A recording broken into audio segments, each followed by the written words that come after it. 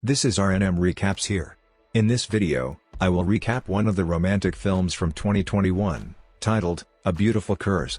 So without further ado, let's get started. The movie begins on a small island off the west coast, where a photographer named Samuel roams around taking pictures. We notice that most people he takes pictures of are sleeping in random places. As it turns out, a strange crisis has hit the island. 3 days ago, people started falling asleep out of nowhere, in the middle of a car ride, inside a sauna, and even while swimming underwater. That guy's dead. At first, the observers were simply confused, but they soon found out that the ones who slept would not wake up, almost as if they were in a coma. Several doctors and researchers have come to the island in the past 72 hours, but no one has found a cure to the unique pandemic. By now, all the permanent residents of the island are asleep, the lucky ones in their homes, some at work, while others are in the grocery store or in their cars. Their bodies are functioning properly, except anytime they are moved from the original place they fell asleep, their pulse goes abnormally high. An interesting thing about this situation is that the phenomenon doesn't affect those who were not a permanent resident of the island prior to the occurrence. Hence, scientists have established a camp and put tags on every sleeping human on the island to keep track of them. Currently, no reporter is allowed in the infected zone, but Samuel has somehow managed to sneak through the border amidst the chaos. While on the adventure, he enters a bus full of sleeping passengers to take pictures. He discovers a woman holding a live goldfish and decides to take it with him. In the bizarre circumstance, Samuel feels like the fish is his only friend, and he talks to the animal accordingly. Sometime later, they end up at a house which looks good enough to spend a few days in. Samuel cautiously walks in to find a woman sleeping on her bed. Her name is Stella, and she was one of the lucky last ones to fall asleep.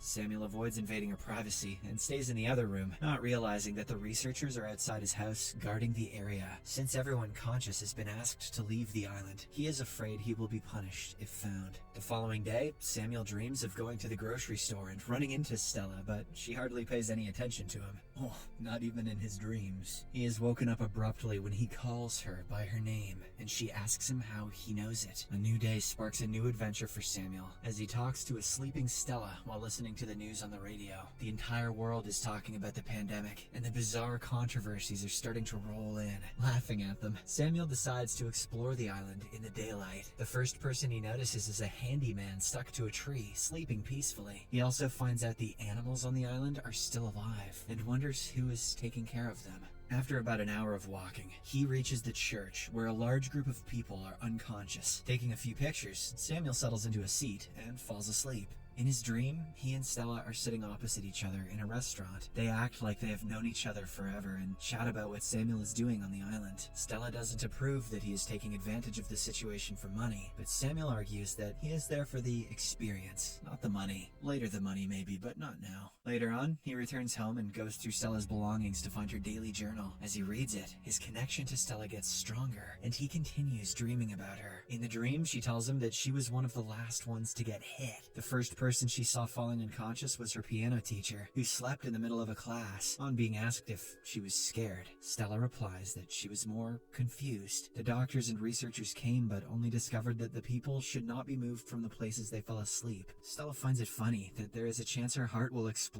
if she gets up from her bed. Samuel says if she does that, his dick might explode too. Samuel then takes the opportunity to ask her how she felt when she fell asleep. Stella describes it as a surreal feeling. She had strange, vivid dreams and eventually got lost in them, not realizing that she was falling into a deep sleep. The scene then changes to the next day, and Samuel sets out on yet another adventure. He goes to a different neighborhood this time around and ends up seeing a car filled with balloons. While trying to take a picture of it, he notices the health workers nearby and has to run back home. The incident brings Samuel back to reality, and he decides to leave the island, having taken enough pictures. He wishes goodbye to Stella, packs his belongings, and goes to the shore where his boat is. However, after spending quite some time at the shore looking at the boat, he decides otherwise. Just when he reaches home, he sees the faucet is running. Samuel remembers that it was running the first time he entered the house, but he is positive that he had turned it off. Suddenly, he is transferred back to his dream, sitting opposite Stella at the restaurant. She inquires about the actual reason he came to the island. Samuel finally comes clean that he came here to look at boobies. Just kidding. He came here for her. As it turns out, 1 year ago, he was on the island on vacation when he saw Stella at the grocery store. He followed her to a restaurant later that day where she seemed young and free, which piqued his interest. But before he could ask for her number, the night ended, and he never got to meet her again. Back in reality, Samuel goes to the grocery store to shop, but two researchers come in to get some alcohol at the same time. One of them bumps into Samuel, but he avoids getting caught by pretending to be unconscious. After they are gone, he delightedly shops for essentials and even pays the sleeping cashier before bringing the groceries home. After that, we see him roam around Stella's house, observing her belongings and imagining what her personality would be like. He hits the jackpot when he finds a tape recorder in the attic that has recordings of the list of her favorite things. The list has random things, like the sound of a typewriter, headless Barbie dolls, and flamingo floaties. But the more Samuel listens to it, the more his infatuation grows. Even though judging by that tape, she's a complete psychopath. On the list, Stella describes that driving on the beach is her favorite thing to do. And so, Samuel imagines him and Stella outside looking for a car to drive to the beach. He dreads the idea of stealing from sleeping people, but Stella convinces him that they are just borrowing it. They soon find a car they like and break into the owner's house to look for the keys. Samuel enjoys Stella's free-spirited nature and the fact that she's a criminal, and starts believing that she is more than just his imagination. A while later, he wakes up to the sound of a car outside and notices two health workers coming into the house for a weekly checkup. He hurriedly takes all of his belongings and hides in a closet, seconds before being caught. The workers check Stella for any abnormalities and leave not long after. Samuel spends the rest of his day laying beside Stella's bed and talking to her. Stella, I think I've gone insane. What's that? I haven't?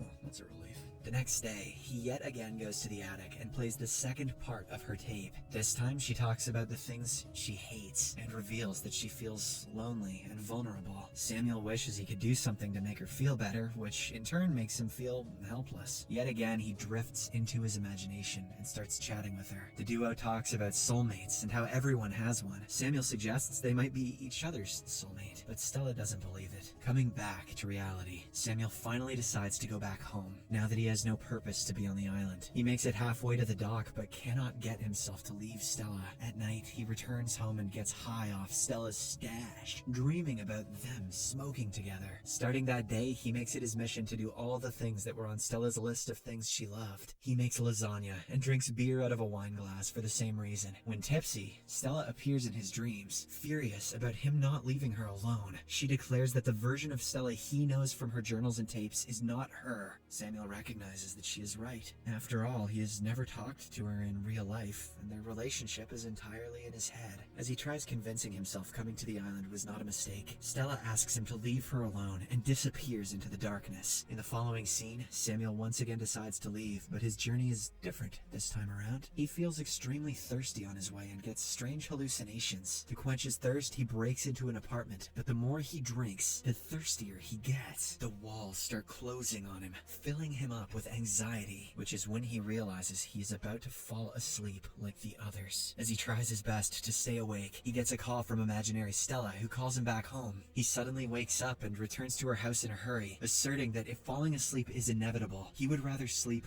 close to her. The next morning, to Samuel's utter surprise, he wakes up. However, he is unsure how long he can stay awake for. Taking the opportunity at hand, he writes notes for Stella in case she ever gets to read them. It takes him the entire day, and at the end, he too falls into a coma.